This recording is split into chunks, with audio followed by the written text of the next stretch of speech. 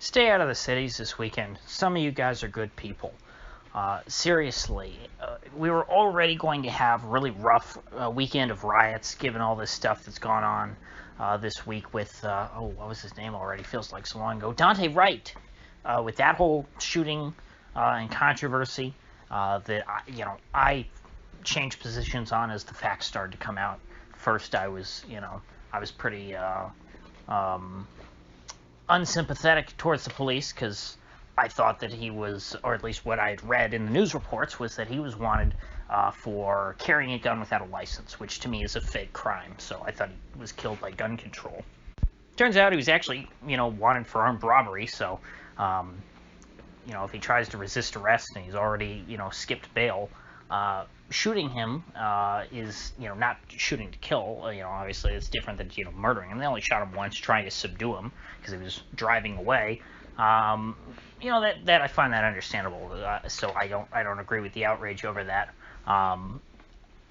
But then again, as soon as I'm sort of winding down talking about that, saying not a real controversy as far as I'm concerned, or at least it shouldn't be.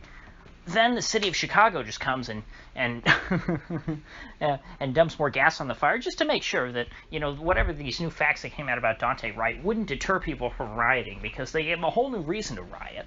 And that is a very, what at first, seems to be similar to what I originally thought Daunte Wright was about. And it seems as though Chicago PD, in enforcing their gun control measures, shot a boy who turns out was 13. I'm sure that, at night they couldn't see that he was a 13-year-old kid, because he had a gun, and that's why they shot him. In Chicago, you have no right to carry a gun. I mean, you kind of do if you go through a whole bunch of really strenuous testing and qualifications, and you pay for 2 licenses. You have to have like a state. You have to have a state license and then a city of Chicago license. It's obscene. You basically can't. It's like Jim Crow, pretty much. That's how gun laws work in Chicago. For a black kid black guy trying to carry a gun in Chicago is kind of like a black guy trying to vote in Alabama in the mid '60s. And so the police pretty much know that if they see somebody with a gun in Chicago, that's illegal. And so, bam, shot the kid dead. Now, it gets worse. Not only did they shoot him for having a gun, he actually dropped the gun when they told him to, and he put his hands up. So he's holding the gun, right? The police ran up on him, and they, they shoved the light in his face. I assume the light on the gun. They don't have mag lights anymore. I guess they used to do that back in the 80s, right? The cops would carry around the mag light in the left hand, and then they'd have the gun in the right hand. And nowadays, you just got the gun you just got the light on the gun. So you can see on the body cam footage, they're shining up his eyes. And he drops the gun and puts his hands up. And as soon as his hands, no sooner are his hands up, that they shoot him in the chest. And I think only once. So they stopped because they probably saw, oh, whoops, he was putting his hands up. And this cop just didn't give him enough time. The cop told him, hey, drop the gun, put your hands up. Or I don't know if those were his exact words, but the kid followed instructions. He was complying. As soon as the cop ran up on him, he dropped it, put his hands up. He did what he was supposed to. And the cop shot him anyway. Didn't give him any time to comply. You can say, oh, well, the people defending this are going, well, the kid had a gun. And it's like, well, yeah. When the cops see somebody with a gun, they're not just supposed to kill him. They're not just supposed to shoot him. If the cops see somebody with a gun and they're a suspect in some kind of crime, the cop says, hey, drop the gun and put your hands up. It's that simple. I mean, the kid was not facing him. The kid was facing the other direction. He was facing away from the cop. The cop yelled at him to get his attention, to get him to turn around. So he drops the gun and then turns around and puts his hands up. There's nothing else that he could have done.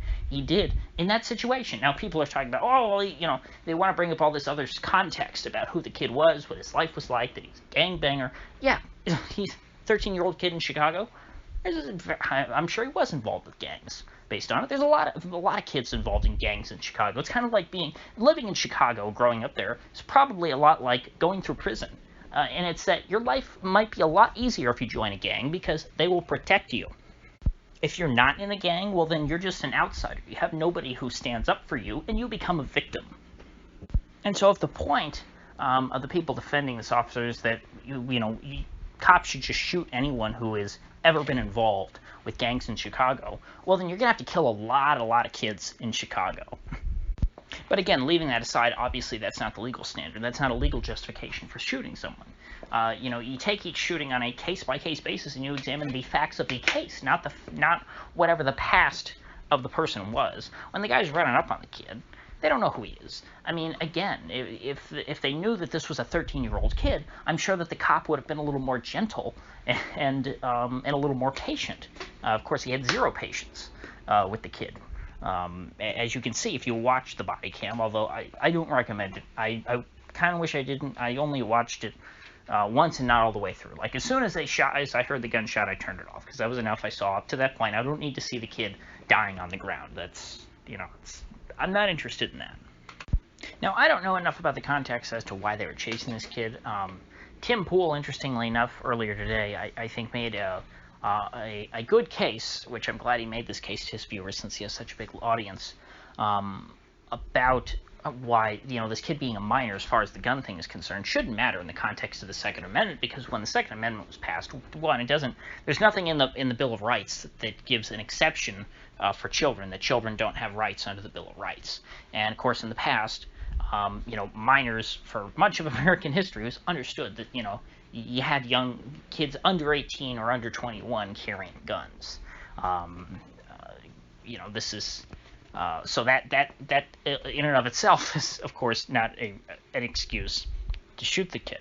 So I assume, based on the fact that when the footage starts, the officer is is running down this alleyway and finds this kid, that he did have some reason to believe that him or the person that he was with, who was an adult male gang guy, that they were dangerous. And so I do understand him, seeing him and saying, hey, put your hands up. I don't think that we have to go so far as to make this entirely about the gun control issue. I don't think that that's the core of it here. I think it's that, these guys were doing whatever gang activity they were involved with. Somebody called the cops or whatever, and they were getting chased. And then eventually the cop caught up with the young kid, and I guess not the older guy. I don't know what happened to him. Maybe he was captured. I haven't read about that part of the story. But that's why they were being chased. And when he got caught up with him, the kid had a gun, which, when he saw the cop, dropped the gun, put his hands up. Okay? So, given all that, I've made it clear what I think should have happened. That didn't happen. So what does that mean now? Well, given that the cop only shot him once, and that it was a split second after he dropped the gun, and that this was dark, this is in the middle of the night, I'm gonna go out on a limb and say the cop probably didn't intend to shoot the kid when he was unarmed. I think he probably assumed that he was still armed, and then as soon as he saw, after he shot him, oh, his hands were up. Oops. Obviously, it's a big oopsie when you kill someone, but it's different from having a malicious intent. And so, there should be consequences for something like this. This is obviously a bad shooting. Shouldn't have happened. But it's not murder. It's not an execution. You have to be reasonable about these sort of things. It's just like when soldiers are at war, you're not allowed to shoot people who have their hands up and have surrendered either. That's a war crime. So if something like that is a crime, even in a state of war, to shoot somebody with their hands up who is giving themselves up to you, obviously it should be a crime when you're talking about a government dealing with its own people. Enemy combatants are afforded at least that many rights as human beings. And so obviously that meme that I put up that you're looking at, to stop resisting, is tongue-in-cheek. And unfortunately, the reasonable position that should be obvious to anyone who looks at this case, I think it's an extremely small minority position when it comes to actual individuals. Because the two positions apparently are either this kid was executed, of course because he was black, by the white man, Or two, this kid was a dangerous thug named El Diablo, I think it was his nickname, or Lil Diablo, I'm sorry. It was Lil Diablo. And he was a thug, and he he got what was coming to him. Now, I will be honest. If you are one of these kids in Chicago and you choose, hey, I'm gonna embed myself with the gangs because maybe the gangs will protect me in my own neighborhood, you do run the risk of getting yourself killed by the cops, because cops have a tendency to kill gang members, because they're involved in whatever illegal activity. And so I would say that him being sort of a budding gang member himself, I'm sure he wasn't a full-fledged member of any of whatever street gangs he was associated with. But he clearly had aspirations based on the dirt that has been dug up by people like Andy Ngo. That does increase the likelihood that he would get himself into a situation in which he could be shot like this by a cop. But that does not make it okay. That's not a justification.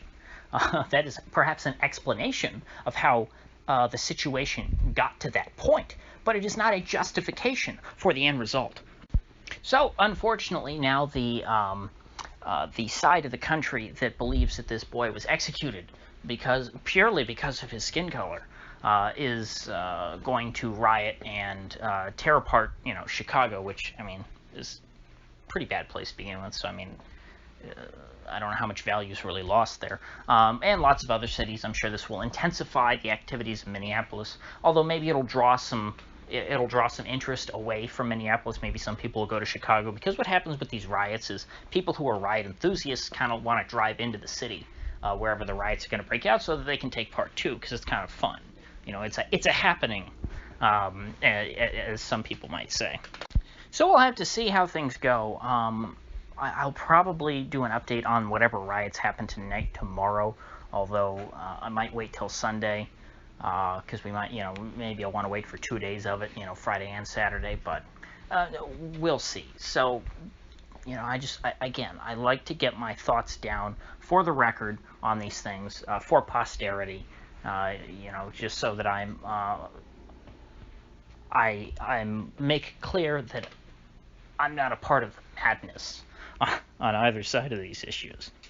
And I like to offer sort of an independent analysis of these things, because I think it's very easy, if you're in the Twitter sphere, to get sucked into the narrative on one side or another, because what you see on Twitter are hot takes from all sorts of people on either side of this. Because, again, all I was seeing about this last night was either this kid was a thug, he had a gun, the leftists aren't saying that he had a gun, they're just acting like he was unarmed, it's not true, and then the leftists are saying he got executed, and, so you actually have to dig into this yourself and do a bit of thinking to really work through the logic of the situation.